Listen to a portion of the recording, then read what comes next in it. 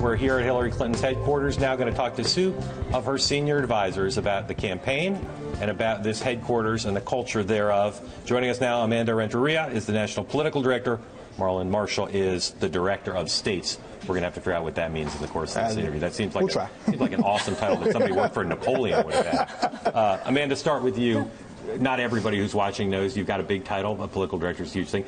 Just tell us a little bit about your political background, how you ended up as Hillary Clinton's political director for this campaign. Well, I think it does start where I grew up in a small town, but I ended up becoming the first Latina chief of staff in the United States Senate, and really got a chance to see her as a senator and really watch her career and watch a woman rise within the Senate, but also in the political sphere. And no doubt, I love the idea of breaking ceilings, and so it's an honor to be here. What presidential campaigns have you worked on? First this one. This is the first one. Okay. But Marlon, you've been with President Obama before coming over to the Clinton campaign. And, I was. I got a chance to work at the White House for the president.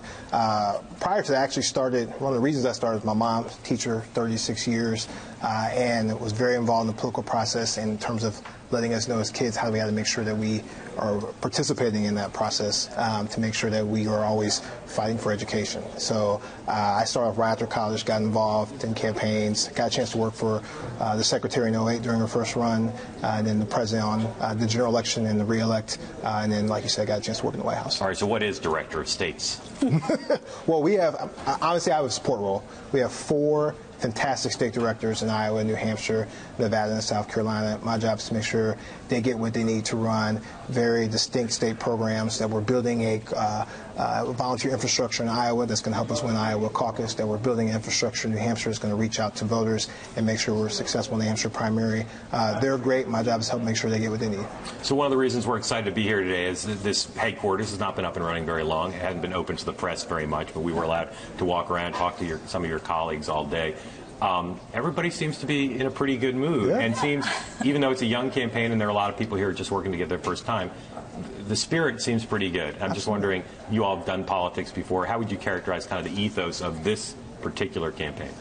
No, I think you can feel it as you go around. It's interesting. It's creative. It's we really are trying to push the envelope of give us your ideas and let's try it out. I think what you see is really a creative energy, but also we're working for a candidate who has worked for a long time on fighting for issues that a lot of folks here have cared about. And you can feel that. You can feel that in the fight every day when people are waking up saying, how do I help? What do we do differently? Right, how do we make it work? And really across the different organizations, we all work together, not just in silos, but across the various organizations, and that's fun. And we're very deliberate about culture. Probably seen as you walked around, there's a document that lists out some of the culture and principles that this campaign lives by, and that comes from her. Being very deliberate, making sure we have a good time, that we're working for the right reasons, and that we all are working together. And so we're very deliberate about that, and you can feel it as you walk around. There's a crazy emphasis on health food here. I see lots of signs with fresh fruit and vegetables. Who's had pizza? Right? It's because we have pizza so much that seeing some of the healthy stuff makes you feel at least like you're learning something, even if you're not eating it. If you walk over by our section, you'll see grapes, bananas. If you walk in my office, you don't see that. So it's we might have had cupcakes today. May have like cupcakes today. Little, like 12 different ones. Right, little small ones. Well, I was going to say I ducked into Jim Palmieri's office for the jalapeno chips. I knew where to find those, right? Good though. So there's a ton of people here. I mean, you've never done a presidential, but you've been involved in lots of politics. There's a ton of people here working on their first campaign. I'm just wondering, from each of you, Marlon, start. What's a thing you tell people about how to do this for the people who've never done it before? Well, one, I think even when you start the interview process, you just be realistic about what you're going to get into and make sure you're doing it for the right reasons. You're ready to work several hours a day, and so really kind of you got to dig into why does someone want to work here? What are the values they have? Do those values match the values of the campaign and, frankly, the candidate? Everyone here, you feel that way. So just making sure, again, they're doing it for the right reasons. They always remind themselves of their own personal story, because that's what's the only thing that's going to keep you going every day. I literally call my mom or text her every other day and be like, this went well, or like, ooh, tough day, Mom, but and she's going to want to kind of keep me going. And so you just got to remind folks of why they're here every day. You're not going to impress a lot of moms by saying you text her every day. Every other day. Every other day. Yeah, as a mom. As a mom, right. Just tell us one she thing. Texts me one sort of political rule you tell the younger people here. So 2 things, actually. I say, don't forget the why you're here. And remember, on this roller coaster, it really is, on the one hand, we're doing something really big for our country. On the other hand, don't forget to enjoy the moment every single day. Because after the campaign is over, I think a lot of people, it goes by so fast in a lot of ways, that there are these moments on a campaign that really do change people's life, where they remember them forever. Yep. And we try our best to do both of that. Remember the gravity of what we're doing, really, the seriousness of what we're doing, and at the same time, look around and breathe in and enjoy it. Yeah. Campaigns are really about their family. You spend a lot of time with each other. I met my wife from the campaign, 2004, John Kerry. So be in the moment and know that's it's a very powerful moment. You know, talking about family and texting your mom and parents, you know, I'm curious, but I'm curious to know a little bit more about your father and his role in terms of helping you in the way that you're thinking about some of the issues from the campaign. For some of our watchers who might not know, your father did immigrate from Mexico in the 1960s. Before you were born in California. But and I'm wondering, immigration will be a big issue in the campaign, and already has become such a hot button issue, and not just immigration, but Mexico, because of some of Donald Trump's recent comments. Sure. How has your father's background affected how you think about this, and is that something that he has talked about? What impact do you think some of Trump's remarks have had so far? I would just say the impact on my life in general, when you come from parents. My dad was from Zacatecas, Mexico, and my mom was from California, but they both worked in the fields.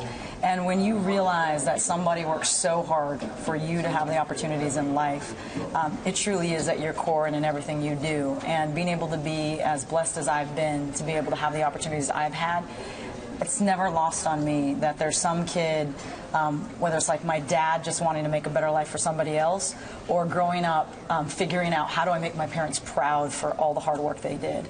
And so when you hear something like what Trump says, it really gets to at least someone like me at the core of what I believe this country is great for and why I'm even working on this campaign.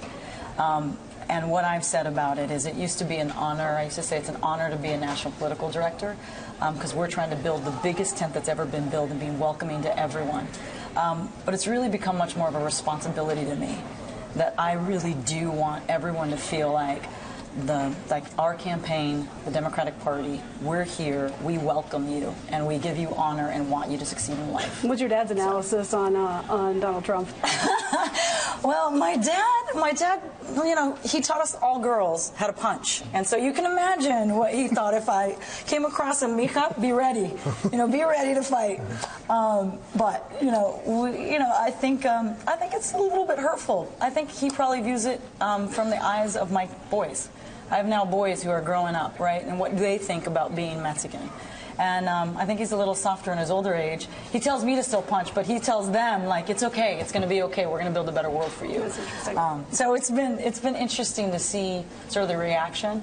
And I think even more so, I think they understand what I'm doing and why it's important that we build the biggest tent we possibly can in this election. Last question for you. Yeah. Your state's rise of Bernie Sanders. Senator Sanders doing pretty well. Yeah. Can he, not will he, but can he beat Hillary Clinton in either Iowa, New Hampshire, or both? First of all, we always expected a competitive primary. I've heard that line. I'm repeating it. But it's a true line. It's a true line. I think we have the staff out there that are building a fantastic organization. They're going to continue to build that organization, and I think you'll see us be successful in the Iowa caucus and New Hampshire primary. So you don't want to say whether you can win, huh? I think we're going to be successful and win this primary campaign. Looking forward to it. All right. As you go around the country and spend time in presidential campaign staffs, you'll see, regardless, Democrats, Republicans, people like this who care about their candidate, care about their country, working really hard. Thank you both for joining us. Thank you for having us. Really appreciate Amanda Renteria and Marlon Marshall.